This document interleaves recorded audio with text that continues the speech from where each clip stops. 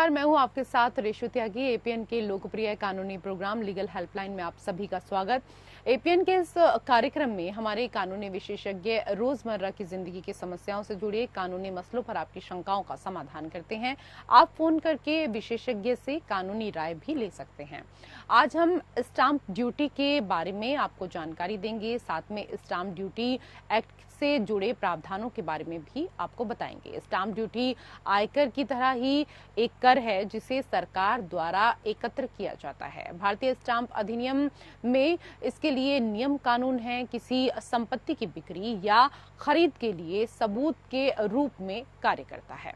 घर खरीदते समय हमें संपत्ति की पहचान करने, डाउन पेमेंट करने, ऋण के लिए आवेदन करने, बिक्री समझौते पर हस्ताक्षर करने के वक्त स्टाम्प ड्यूटी लगती है। स्टाम्प शुल्क का भुगतान पूर्ण रूप से और समय पर किया जाना चाहिए। अगर स्टाम्प शुल्क के भुगतान में देरी होती है तो उस पर जुर्माना लगाया जा सकता है। स्टाम्प शुल्क का भुगतान किया गया दस्तावेज एक उचित और कानूनी दस्तावेज माना जाता है और इसका साक्ष्य मूल्य होता है और इसे न्यायालयों में साक्ष्य के रूप में स्वीकार किया जाता है। जिस दस्तावेज पर उचित रूप से स्टाम्प नहीं लगा होता है उसे न्यायालय द्वारा साक्ष्य के रूप में स्वीकार नहीं किया जाता है। तो ये थी स्टाम्प शुल्क से जुड़ी बुनियादी जानकारी। आज स्टाम्प शुल्क के नियमों के बारे में ज्यादा जानकारी हमें देंगे कानूनी विशेषज्ञ अधिवक्ता परमानंद पांडे जी। सर, स्वागत है आपका। तो अगर आपका कोई सवाल है तो आप फोन करके राय ले सकते हैं। फोन लाइंस खुल चुकी हैं, 2 नंबर आपकी टीवी स्क्रीन पर हैं। इनमें से किसी भी नंबर पर आप डायल कर सकते हैं और स्टाम्प शुल्क से जुड़ी कानूनी जानकारी अगर आप हासिल करना चाहते हैं तो आप कॉल कर सकते हैं।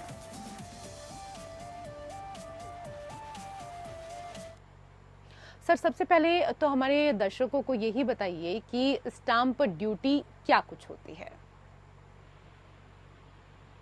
देखिए रेशु जी, स्टाम्प ड्यूटी एक तरह के प्रॉपर्टी जो खरीदी जाती है, जैसे स्टॉक मार्केट में कुछ आपने खरीदा या जमीन खरीदा, जायदाद खरीदा, मकान खरीदा, कोई भी चीज खरीदा, तो उस खरीदने पर आपको एक स्टाम्प ड्यूटी देनी पड़ती है। वो इस सरकार द्वारा वो एक निर्धारित कर होता है, उस कर को उतना अदा करना पड़ता है। लेकिन स्टैम्प इसमें दोनों में, इस इनकम टैक्स और इसमें दोनों में खास तौर पर अंतर यही होता है कि जैसे मैंने 1 मिनट के लिए नोएडा में कोई संपत्ति खरीदी है, 1 करोड़ रुपए की है, 5 करोड़ रुपए की है, 10 करोड़ रुपए की है, तो उसका एक सर्किल रेट होता है। उस सर्किल रेट के हिसाब से सरकार जो है उसकी स्टैम्प ड्यूटी लेती है। लेकिन अगर हम दोबारा उसी चीज को बेचने लगे तो हो सकता है हम जितने 1 करोड़ में खरीदें या 2 करोड़ में खरीदें या सर्किल रेट से ज्यादा दाम पर खरीद रहे हैं, तो हमको सर्किल रेट से ज्यादा दाम पर खरीदे गए जो रेट पर मिल रहा है, जितने रेट पर हम उसको बेच रहे हैं उसका इसी के अनुपात में प्रोराटा बेसिस पर हमको उतना स्टैम्प ड्यूटी देनी पड़ेगी। वो स्टैम्प ड्यूटी अगर नहीं दी जाती है तो ये मान के चला जाता है कि आपने कहीं न कहीं एक तरह की गलती की है। वो स्टैम्प ड्यूटी एक्ट जो है 1899 का, अब तो वो 2020 में उसको अमेंड किया जा चुका है, उसके अनुसार आप कोई गलती कर रहे हैं और सरकार चाहे तो आप पर पेनल्टी लगाए। और कोई भी आदमी इस चीज पर शिकायत करेगा कि देखिए इन्होंने जो स्टैम्प ड्यूटी बनती है, जब यहाँ का रेट है उस रेट के हिसाब से इन्होंने पैसा नहीं दिया है, इसलिए इस पर इनके खिलाफ कार्रवाई होनी चाहिए। तो एक तो ये हुआ। स्टैम्प ड्यूटी क्यों लगाई जाती है, इसका खास कारण ये है कि स्टैम्प ड्यूटी से कलेक्ट की हुई राशि जो है उस एक भलाई के लिए, जनता की भलाई के लिए, सड़कों को बनाने के लिए, अस्पताल बनाने के लिए और तमाम कार्य के लिए, जमीन जायदाद से के रखवाली, तहसील और जिलों पर जो काम होता है उस सारे चीज के प्रबंधन के लिए स्टैम्प ड्यूटी से अर्जित पैसे का प्रयोग किया जाता है। ये तो स्टैम्प ड्यूटी का तात्पर्य हुआ और ये स्टैम्प ड्यूटी हर जगह, हर राज्य में थोड़ा थोड़ा परिवर्तन के साथ लागू की गई है। जी सर, ये तो यहाँ पर आपने ये भी स्पष्ट किया कि स्टैम्प ड्यूटी जो है वो क्यों लगाई जाती है, लेकिन इससे अर्जित जो धन है वो किसके पास जाता है, ये भी आपसे समझना चाहेंगे। देखिए, स्टैम्प ड्यूटी हो या कोई भी ड्यूटी अगर सरकार द्वारा अर्जित धन है, जैसे इनकम टैक्स से, जीएसटी से, या अब तो आजकल जीएसटी होगा, पहले सेल्स टैक्स था, इससे जो अर्जित धन होता है वो जनहिताय खर्च हो जाता है। वो जनता के हित के लिए, उसके मेंटेनेंस के लिए तमाम सारी चीजों पर सरकार को पैसा खर्च करना पड़ता है, जहां पर उसको अर्जन नहीं होता, जहां पर चीजों को अर्जित नहीं कर पाते। तो ऐसी स्थिति में ये स्टैम्प ड्यूटी से अर्जित धन ये सरकार के खाते में जाता है, और जो सरकार होती है वो उसका किस ढंग से उपयोग किया जाना चाहिए, जैसे पार्लियामेंट में कैसे होता है या विधानसभा में किस ढंग से होता है, उसके आधार पर जगह जो मंत्रालय होते हैं, जो डिपार्टमेंट बने होते हैं, उनके खर्चे आते हैं, उन खर्चों को पूरा करने के लिए इसका उपयोग किया जाता है। यही इसका तात्पर्य है कि स्टैम्प ड्यूटी कलेक्ट करिए, और स्टैम्प ड्यूटी कलेक्ट करने के बाद आप उस धन को सरकार के खाते में जमा करा दीजिए, और सरकार जिस ढंग से चाहेगी वो उसको जिस ढंग से अप्रोप्रिएट, जो उचित ढंग से समझेगी, उसी ढंग से उसको खर्च किया जाएगा। यही इसका उद्देश्य है। जी सर, ये भी बताएं कि भारतीय स्टैंप अधिनियम 1899 में संशोधन किए गए हैं। आपसे समझना चाहेंगे कि ये संशोधन क्या कुछ है? देखिए, 1899 का जो एक्ट बना हो तो ओरिजिनल एक्ट है, वो मूल कानून है। अब 1899 अंग्रेजों के समय का बनाया हुआ कानून है। उसके बाद समय समय पर इसमें संशोधन किया गया है। जैसे किसी एरिया के लिए कहा गया कि यहाँ पर जमीन जायदाद की खरीदारी करेंगे तो इसमें आपको इतना देना पड़ेगा, और इस जमीन जायदाद की खरीदारी के बाद आप किस ढंग से दूसरे के हाथ में परिवर्तित करेंगे तो कितना देना पड़ेगा। इन सारी चीजों पर समय समय पर परिवर्तन किए गए हैं।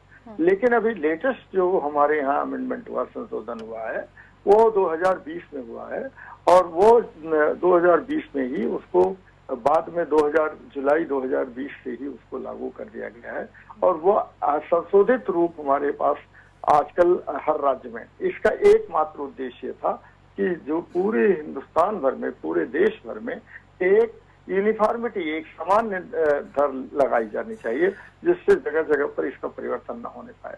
आप देखेंगे कि ये जो जगह जगह पर महाराष्ट्र में कोई कानून है, उत्तर प्रदेश में कोई कानून है, बिहार में कुछ है, बंगाल में कुछ है, पंजाब में कुछ है। अब ये जो एक्ट में संशोधन किया गया है, इसका मुख्य उद्देश्य है कि एक समान रूप से यूनिफॉर्म एक्ट लाया जाए। थोड़े थोड़े अंतर के साथ साथ राज्यों को एक विवेक पर उनके छोड़ दिया जाए, लेकिन मुख्य रूप से ये यूनिफॉर्मिटी, एक रूपता लाई जाए। और इसका कारण और भी है कि स्टैम्प ड्यूटी को लेकर के बहुत सारे घोटाले हुए हैं इस देश में। एक नहीं, अभी तो आपने सुने होंगे तेलगी का घोटाला। तेलगी के घोटाले में महाराष्ट्र में कितना हुआ, 25,000 करोड़ रुपए का नुकसान हुआ। आज भी, अभी भी आप देखते होंगे कि कई बार कोर्ट में कम पैसा लगाने के बाद, कम लागत लगाने के बाद लोग करते हैं कि 1 लाख की संपत्ति खरीदा, वो 50,000 का ही शुल्क देते हैं। तो इन सारी चीजों को दूर करने के लिए कि जितने की संपत्ति खरीदी जाए और बेची जाए, उस पर उतने का ही टैक्स लगे और एक यूनिफॉर्मिटी बनी रहे, इसीलिए इस कानून में संशोधन किया गया है। और वो पुराने कानून को जगह जगह पर उसको परिवर्तित किया गया, हर राज्य में परिवर्तन किया गया है। खास तौर पर जो भारत सरकार का संविधान, भारत सरकार ने जो संशोधन किया है, उस संशोधन में एक रूपता लेने का ही एक मुख्य प्रयास है। राज्यों को थोड़ी बहुत छूट जरूर दी गई है। जी सर, आपने इसके संशोधन के बारे में यहाँ पर बताया, लेकिन आपसे और विस्तार से समझना चाहेंगे कि स्टैम्प ड्यूटी के पेमेंट पर क्या कुछ प्रावधान होता है? स्टैम्प ड्यूटी के पेमेंट पर देखिए, मैंने बताया कि स्टैम्प ड्यूटी 3 तरह से होती है। एक तो ऐसा है कि वो तय कर देते हैं कि इतना आपको स्टैम्प ड्यूटी देना है, तो कोर्ट ही उस चीज को मंगा करके कह देता है कि नहीं, इसको इतना देना है। और कई जगह पर ऐसी स्थिति आती है कि वो कहते हैं कि आप स्टैम्प पेपर खरीद के ले आइए। अभी भी आप देखते होंगे कि तमाम ऐसी स्थिति आ गई है कि जैसे किसी को समझौता कराना हुआ, एक तरह का एग्रीमेंट भी लागू करना हुआ, तो एग्रीमेंट के लिए भी कहते हैं स्टैम्प पेपर ले लीजिए। अब कितने का स्टैम्प पेपर होगा? पहले तो ये था कि 10 रुपए के स्टैम्प पेपर पर समझौता कर दिया जाता था, अब की स्थिति आ गई है कि 100 रुपए से कम के स्टैम्प पेपर पर कोई समझौता नहीं किया जाता है, कोई एक एग्रीमेंट नहीं किया जाता है। तो ये केवल उत्तर प्रदेश या दिल्ली में नहीं है, ये पूरे देश में यही स्थिति है कि हर जगह पर ये एक एग्रीमेंट इतना ढंग से किया जाना चाहिए, इसके हिसाब से एग्रीमेंट किया जाना चाहिए। और मुख्य रूप से ये इसका पेमेंट कैसे किया जाएगा, पेमेंट के अलग अलग तरीके अपना दिए गए हैं और अलग अलग ढंग से किया जाता है इस चीज को लेकर के। आजकल तो सबसे अच्छा तरीका ये कर दिया गया कि ई काउंटर बना दिया गया, ई स्टैम्प का कलेक्शन सेंटर बना दिया गया है और वहां पर ये जाते हैं कि आपको हमको मान लीजिए 500 रुपए या 2000 रुपए के स्टैम्प की जरूरत होती है, तो 2000 के स्टैम्प जो है नहीं छपके आते हैं, बल्कि 2000 के स्टैम्प पे वो एक मोहर लगा देते हैं और ई कलेक्शन ई सेंटर वाले ही इसको बना के दे देते हैं, जो वो मान्य होता है। पहले स्थिति थी कि ये स्टैम्प पेपर छापे जाते थे, स्टैम्प पेपर जैसे नोट छपते हैं, करेंसी नोट छापी जाती है, वैसे स्टैम्प पेपर छपते थे और उसमें फर्जीवाड़े का बहुत धंधा होता था। और उसमें कई बार ऐसी स्थिति आती थी कि हमको 500 रुपए या 50,000 रुपए के स्टैम्प खरीदने हैं, तो कुछ ऐसे स्टैम्प होते थे जो जेन्युइन होते थे, जो सचमुच के होते थे, कुछ ऐसे भी होते थे वो एक तरह के फेक होते थे, उस स्टैम्प पेपर के माध्यम से पेमेंट किया जाता था। इन्हीं सारी चीजों को ही दूर किया गया है, ये यूनिफॉर्मिटी ले आने का एक मुख्य कारण ये भी रहा है। सर, हमारे दर्शकों को ये भी समझाएं कि स्टैम्प शुल्क मूल्य की गणना किस तरीके से की जाती है। देखिए, स्टैम्प शुल्क के मूल्य की गणना तो इसी आधार पर की जाती है कि जैसे मान लीजिए हम कनॉट प्लेस में जमीन ले रहे हैं, दिल्ली का एक उदाहरण मैं दे रहा हूँ, या किसी ऐसी जगह का उदाहरण ले रहे हैं कि उसका सर्किल रेट जो है सरकार तय कर देती है और ये बताती है कि यहाँ पर जमीन बहुत महंगी मिलेगी। लेकिन अगर आप कोई जमीन इस ढंग से ले रहे हैं कि ऐसी जगह पर जहाँ पर केवल खेती का प्रयोग के लिए प्रयोग किया जा सकता है और वहाँ आवागमन के उतने साधन नहीं है और भी चीजें नहीं है, उसी ढंग की वहाँ फैसिलिटीज नहीं मुहैया किए जाती हैं, तो वहाँ पर उसका मूल्य कम होगा। इसकी गणना का मुख्य आधार ये होता है कि वह उसका सर्किल रेट तय करते समय कई चीजों का ध्यान रखना पड़ता है कि इसका किस तरह से उपयोग किया जाएगा, क्या इसका कमर्शियल उपयोग किया जाएगा, क्या इसका एग्रीकल्चरल उपयोग किया जाएगा या रेजिडेंशियल, जैसे मकान बनाने के लिए कोई उसका उपयोग करता है तो उसका एक अलग रेट हो जाएगा, लेकिन कृषि के लिए उसका उपयोग कर रहा है तो उसका अलग रेट हो जाएगा, लेकिन अगर कोई इंडस्ट्री स्टेब्लिश करने के लिए कर रहा है तो उसका रेट अलग हो जाएगा। तो जैसे कृषि पर सबसे कम होता है, लेकिन मकान बनाने वाले पर उससे ज्यादा होता है, लेकिन अगर कोई इंडस्ट्री बना रहा है, कोई वहां पर उद्योग धंधा स्थापित करना चाहता है तो उसका रेट निश्चित तौर पर अधिक होगा और उसका सर्किल रेट भी सरकार उसी के अनुरूप तय करती है। वहां पर अगर मान लीजिए बिजली की सुविधा दी गई है, सीवर की सुविधा दी गई है, तमाम और तरह की सुविधाएं बेसिक कम्युनिटीज प्रोवाइड कर दी गई हैं, तो उसका सर्किल रेट निश्चित तौर पर बढ़ा हुआ होगा। और कई जगह जैसे एग्रीकल्चरल जमीन होती है, वहां पर सिंचाई की सुविधा कैसी है, सिंचित भूमि है या असिंचित भूमि है, उसी के आधार पर उसका सर्किल रेट तय किया जाता है। यही सर्किल रेट तय करने का एक पैमाना होता है, इसी पैमाने के आधार पर ही उसका रेट तय किया जाता है और स्टैम्प ड्यूटी किस ढंग से लगाई जाएगी वो भी उसी पर निर्भर करती है। जी सर, ये तो यहाँ पर बात हुई रेट को लेकर, लेकिन क्या स्टाम्प का जो शुल्क है वो वापस भी किया जा सकता है? अगर हाँ, तो वो कौन से हालात हैं जिसमें पैसों की वापसी हो सकती है? एकदम ठीक कहा आपने। ये जो आपने स्टैम्प ड्यूटी अगर जमा कर दिया है तो वो रिफंड भी की जा सकती है, वो उसकी वापसी भी की जा सकती है। लेकिन अगर मान लीजिए हमने स्टैम्प ड्यूटी से कोई चीज खरीद लिया है, इसकी एक लिमिट होती है, 1 महीने के भीतर अगर चाहें तो आप उसको स्टैम्प ड्यूटी को वापस ले सकते हैं जो पैसा जमा किया है। लेकिन 1 महीने के बाद अगर मान लीजिए किसी ने कहा उसका लिमिटेशन पीरियड है तो उस पर नहीं होता है, वो तो कोर्ट ही के मुकदमा करना पड़ेगा और कोर्ट ही उस चीज को ऑर्डर देता है, निर्देश देता है कि हाँ इसका वापस कर दिया जाए, तभी वापस होता है, अन्यथा ये मान के चला जाता है। देखिए, कानून का एक खास नियम है, कानून इस चीज को कहता है कि जो अपने अधिकारों के प्रति सचेत है, सतर्क है, उसी की कानून सुरक्षा रक्षा करता है। लेकिन जो अपने अधिकारों के प्रति सतर्क और सचेत नहीं है तो कानून की रक्षा के लिए नहीं आता है। मान लीजिए हमने कोई घटना कोई ऐसी चीज की और हमको ये मुकदमा करना है कि 3 महीने के भीतर आप उसको करिए, तो 3 महीने के भीतर हमने उसका क्लेम नहीं किया तो हम अपना अधिकार स्वयं खो देते हैं। ये क्योंकि कहा जाता है कि अनंत काल तक आपकी उसकी इंतजार नहीं किया जाएगा, कि अनंत काल तक उसका इंतजार किया और फिर आप उसको मांग लें।